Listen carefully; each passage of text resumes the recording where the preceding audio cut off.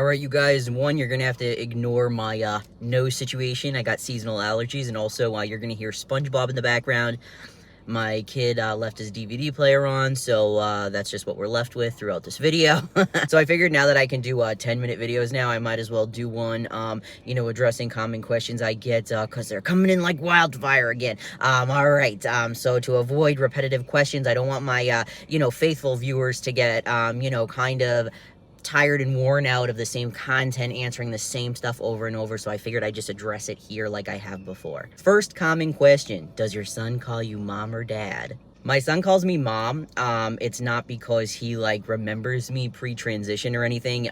My son was actually nonverbal for quite a while. He calls me mom because his dad knew me as his mom, like my family knew me as his mom, and he just picked up on it because they referred to me as his mom.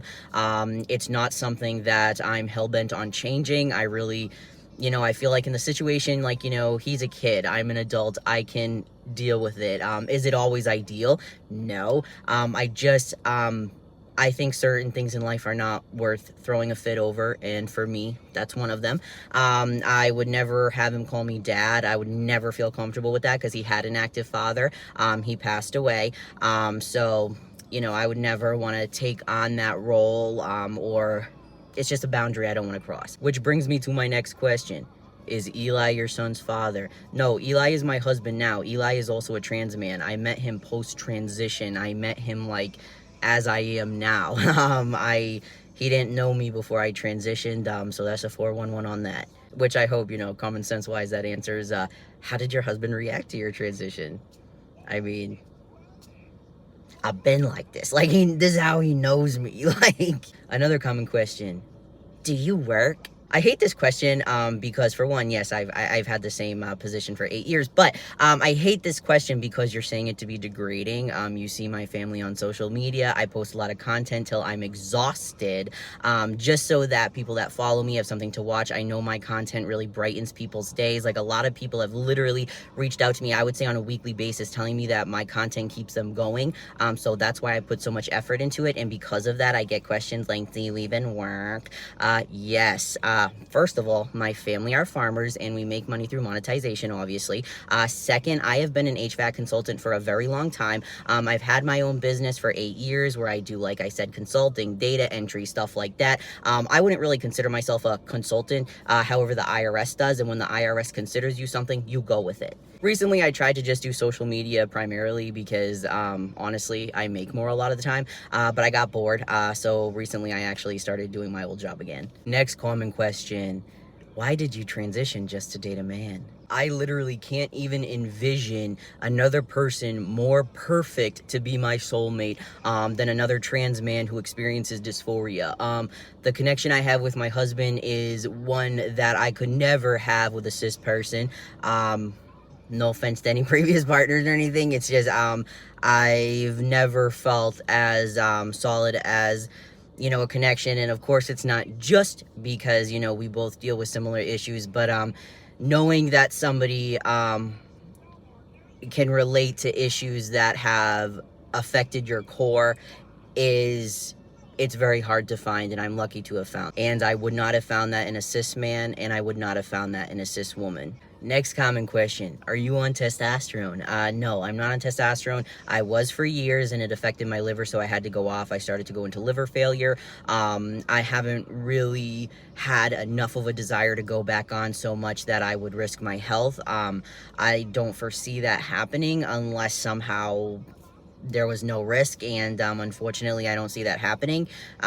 So yeah, probably not going to happen. Another common question I get asked is, are you afraid of any negative impact that your transition might have on your son? No. It might sound crass, but no. And that's not because I don't care about my son's well-being, my son's viewpoints, my son's experiences. It's because it's not that big of a deal. It's just not. I mean, I would be naive to sit here and say oh, he's never ever in his life going to be affected at all that his parent transitioned. I mean, of course, that's not true. However, it is very small in the scheme of things. Every family, every parent, every caregiver has something about them that is not ideal or the traditional experience. And as long as the child is cared for, as long as you are compassionate, safe, reliable, everything else is irrelevant. My community knows me. They know my son. They protect him. I'm very grateful. I am very lucky. Yeah, no, I'm not worried. Another common question I get, why don't you cut your son's hair? Because it's on his head. It's on his head, and it's not a decision that's so intense that I need to take over and take away his right to choose over it. It's hair. It doesn't affect his ability to learn, to have fun, to be a kid.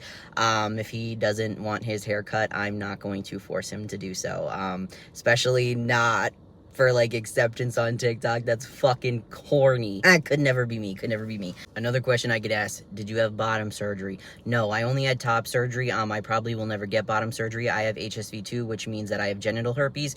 I do a lot of videos like, you know, educating others on it because I think it's important to, you know, minimize the stigma, and to just heighten the, you know, rates of protection, use of protection, and hopefully lower the cases. You know, but I don't think personally for me it would be a good idea. I did speak with somebody like, you know, a medical professional about it, and the infection rate is higher. It's not something that I would risk to that level. It's just not something I'm willing to risk my life on, to that extent. And whether people think that's dramatic or not, I mean, infections are infections, and I'd rather not even risk it. Another question, are your parents supportive of your transition? Yes, both of my parents are accepting. My father is actually Irish Catholic, and you know, even though he doesn't always understand it, he's always been supportive. I remember when I woke up from top surgery, he was the first person I saw. You know, and I remember when someone from his old apartment came up to him and they asked, if you don't mind, I'm just wondering, is your kid transitioning? And they weren't like saying it in like a negative way, and my father was like, yeah, you know, I don't really get this whole transgendering thing, but my kid's happy, and that makes me happy. And like, I just thought that was so cute. Another question I get asked a lot is, does your son know you're transgender? Yes, my son does know that I'm transgender. I did come out to him when I first started transitioning. I don't know how much he remembers of that, but his response was, cool, I want pizza. I'm assuming he either didn't remember or didn't really, like, you know, really hold it to a top priority conversation, because after that, it seemed like he didn't really know that I was transgender for a while. But then one day I saw him watching YouTube and they said something negative about trans people, and I knew he knew because he immediately exited out. So I knew he knew that I was trans. I think people expect me to have a story where he like reacted in a horrified way, and like it never happened. It's not going to happen. It almost never happens. I've never heard of that happening. So yeah, I don't know, I hate to tell people that are betting on the downfall, but we're still a good family. We're still happy. He still loves me, and we're still close as ever. All right, I hope that answers some of the common questions I get.